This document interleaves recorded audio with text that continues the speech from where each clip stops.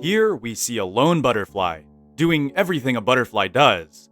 But this is no ordinary butterfly. You see, after years and years of shamelessly culling butterflies for their nutritious and delicious wings, Wilson has been cursed to live the rest of his life as a butterfly. So now we're going to answer the question, how long can you live as a butterfly in the world of Don't Starve Together? And can we rid ourselves of this curse somehow? Well, let's find out. Our journey starts on day 1, and there's a few noticeable downsides to being a butterfly. Anytime we do something, we are locked into an unskippable animation, which means speed mining and other stuff that I utilize a lot during my runs is off the table. We also cannot attack anything, not even with weapons, meaning defending ourselves or hunting for food is also off the table.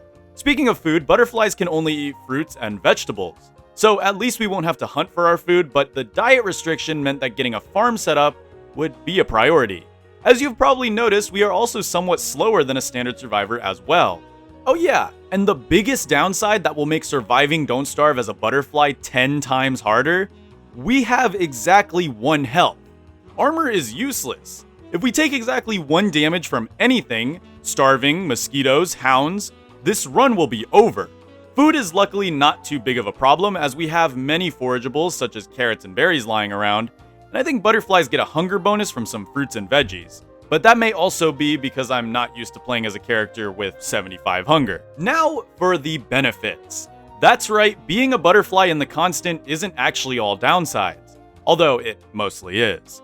First up, I can fly. This doesn't seem that great, but it actually gives me the ability to traverse the ocean and not set off spider webbing. Abilities I would use heavily throughout this run.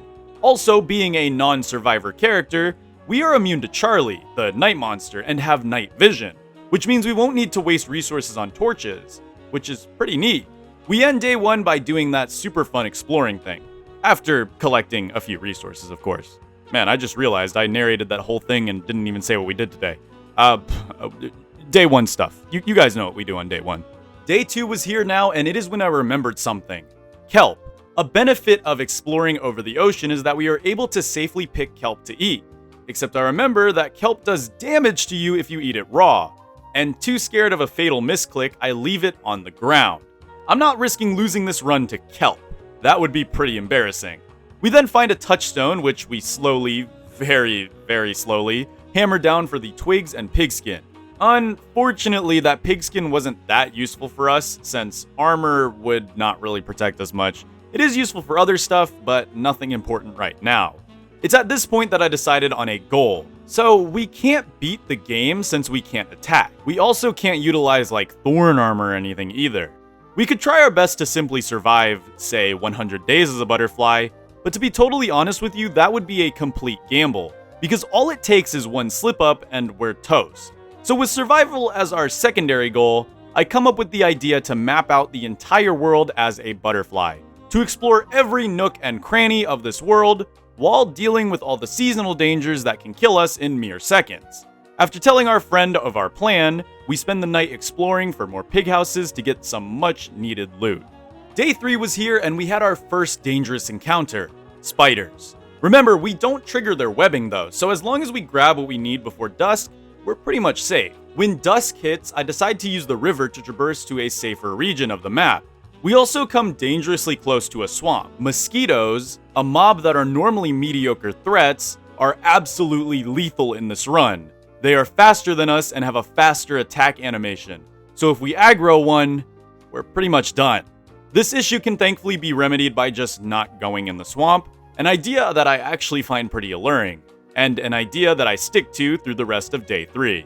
Day 4 is when we did the whole advancing thing, creating a science machine and an alchemy engine, before heading over to the nearest gold field to gather enough gold to fuel all of my ambitions. We had to be wary of the tall birds that resided here. Remember, mining put us in a pretty long unskippable cutscene, so if we get caught it would be pretty much GG. Thankfully for us, today went by with very little conflict, and we ended up fluttering through the desert. How majestic. The desert is where we started day 5, but we ended it at home, creating our first farm. You guys ever see a butterfly farm in Don't Starve Together before? I may actually be the world's first. Interesting. On day 6, we planted our seeds in the ground to produce hopefully edible food. berries and carrots wouldn't last us forever. At night, we very carefully shaved Beefalo because I had some sort of sneaky plan to allow us to actually perform some combat. Some of you may know exactly what I'm plotting here, but let me just say, things never go as planned in this game. And you'd think I would have known that by now. Because on day 7, I tamed a beefy boy, fed it lots of food, and attempted to saddle it. But yeah, that's apparently what happens when a butterfly attempts to saddle a beefalo. It was unfortunate, but I was kind of happy about it not working as it would have felt far too cheesy, allowing myself to use a beef anyway. After a relog, we were back in the world, where we spent the day gathering tumbleweeds, because why not? They are just as OP even if you are a measly butterfly. Day 8 was here and it was much of the same. Yeah, the life of a butterfly really isn't all that glamorous, especially when you get animation locked for every single action. I did try to row some otters away from my house, but butterflies apparently can't use oars. So these otters in particular would become the bane of my existence soon. At the start of day 9, our farm was looking relatively nice, and by the end of it, we finally had crops. This also brings up a danger that normally is overlooked. Some crops do damage when eaten. Raw potato and chilies, both raw and cooked, will do damage. Damage we can't afford with our 1 health. So we would need to ignore the chili entirely, as well as making sure that we cooked the potato.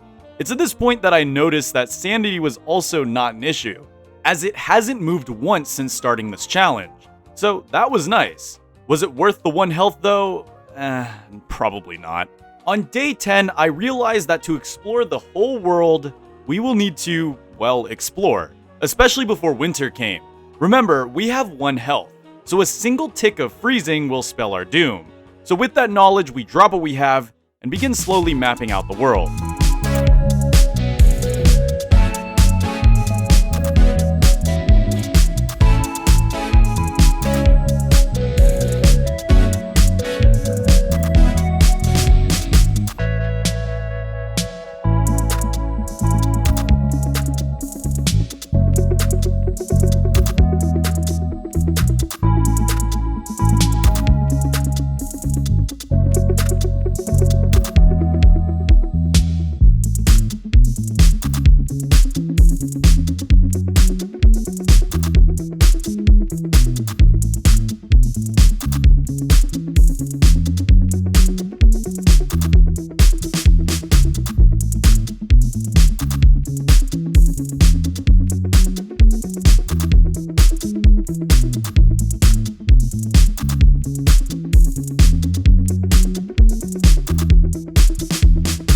Our journey ended late on day 16, where I fluttered on home to pick our crops that we set before the great journey.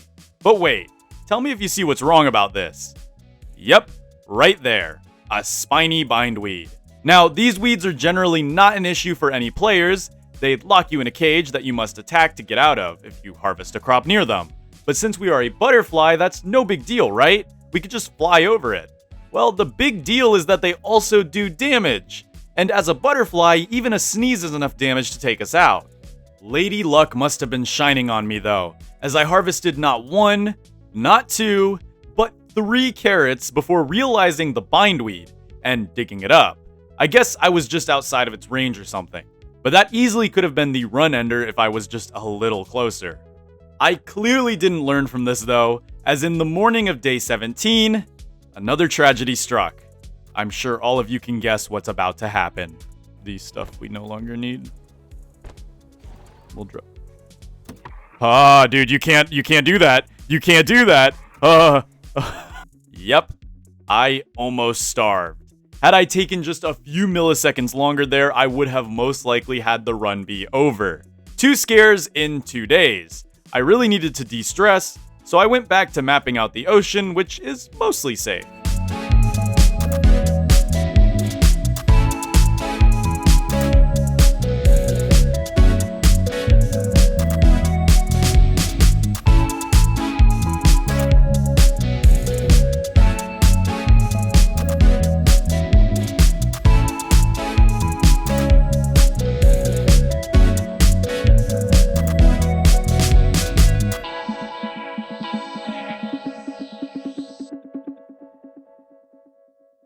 Winter was here and I was super scared. but a thermal and a star callers would allow us to breeze through it. Oh yeah, and the fact that butterflies are immune to temperature effects. What? Yeah. So you know how I go into most of my challenges without routing or major testing? For some reason, I decided not to test if butterflies could actually take damage from temperature. Turns out, they can't. The goal of mapping out the world became way too easy all of a sudden, and we couldn't go and attempt to beat a boss because, well, we can't attack and have 1 health. So when it comes to answering the main question of the video, how long could you survive as a butterfly? The answer is actually pretty clear. As long as you are a weasel master and don't mind using your flight to your advantage, you can theoretically stay alive indefinitely, at least until you inevitably screw up and take that fatal hit. But that would be incredibly boring to end a video on, so I came up with a new goal. That goal came in the form of a specific island, Moon K. Remember how I started this video? Wilson was cursed to live the life of a butterfly after one too many dinners of nothing but wings and the occasional sticks of butter? So now we are going to fight the curse. How? Well, with another curse, but one that would turn us closer into our original form. That's right, my new objective would be to somehow amass 10 cursed trinkets to rid ourselves of this awful, boring form, and once again be at the top of the food chain. But how though? We can't attack, and even if we could, one slap and we're garbanzoed. Well, my friend, engineering is the key. First, we used fire, and this worked, as an accursed trinket fell next to a monkey's hut after enough damage and weaseling. And the first signs of our curse ending were shown as we gained the ability to speak, using Wilson's exact dialogue nonetheless. Our boy was still in there, but we needed 9 more. So, using the boats, we attempted to burn more monkeys, but this proved ineffective. So it was time for plan B, and that would be using our pig friends. So we fluttered very, very slowly over to some lone houses, carefully extracted them, and then fluttered very, very slowly back and began the War of Moon K in all of its glory. There we go.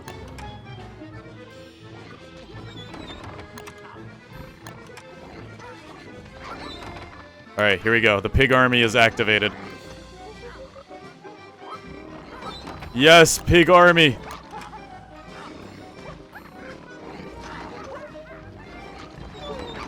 Alright, while they're distracted. Oh wait, I don't want to trade with her because she'll steal my trinkets. Alright, they're getting me trinkets. Yes, look at them go. They're doing it. They're doing it! Okay, we need to grab the trinkets. We need to grab the trinkets. Yes, trinkets. Yes, trinkets! Right, trinket. Oh my goodness, there's so many trinkets. Oh my goodness, there's so many trinkets. 6? Hello? 7? Wait, we could have it done now, guys. Oh my goodness. I did not realize how cracked the pigs were. We have 7 trinkets. Ooh, dangerous, yes, but also useful. I can kind of stun lock them in the ocean and wait for the monkeys to get like mad at them. I have the pan flute too, so it's not that scary. Dude, this is great. We're gonna finish this challenge. This is one of my shorter challenges, yes. But let's be real, come on. You guys have to admit, this is more action-packed than exploring the map as a butterfly that's immune to temperature damage. Okay, here we go. We got hounds coming in. Now, these are dangerous, for sure. But we can sort of kite them around the island. Oh man, they're actually kind of fast. They're kind of fast, and they're more interested in me than the monkeys. Uh-oh. Go to bed. Go to bed. Okay. We're safe. No, I can't use the blow darts. Come on, pigs, you can do this. Win for me, pigs. Do it. Win for me. Okay, we got one. We got one. We got one. Give it to me. Yes. Come on, pigs. You can do this. Oh, no. They hit more than the pigs. Oh, they got him. They got him. They got him. That's 9. We just need this one to fall. This is the last monkey. This was it. One more trinket and we would be free. We grabbed it and nothing. There really was no cure to this curse, not even utilizing another curse. Wilson was truly doomed to suffer this fate forever. So, not wanting to force Wilson into a boring life of flapping, waiting for a speedrunner to spawn in and steal his wings, I take him on one final run, to put my butterfly dodging skills to the test. That would be kind of crazy. What is that, a giant floating eyeball? Says the butterfly. Oh my goodness.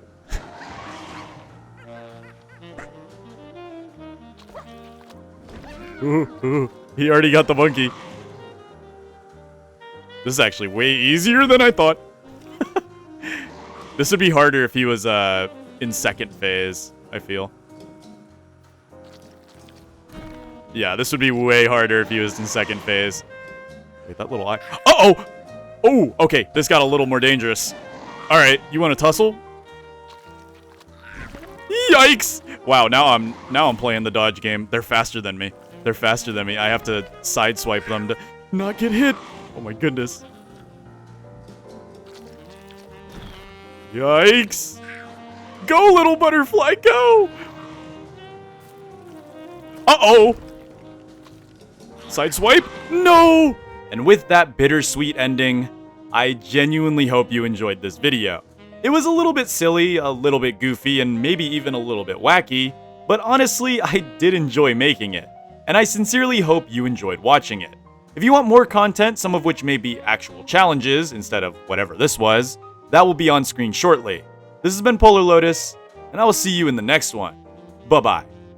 Oh yeah, don't forget to leave a like or else all of your future worlds will be butterflyless.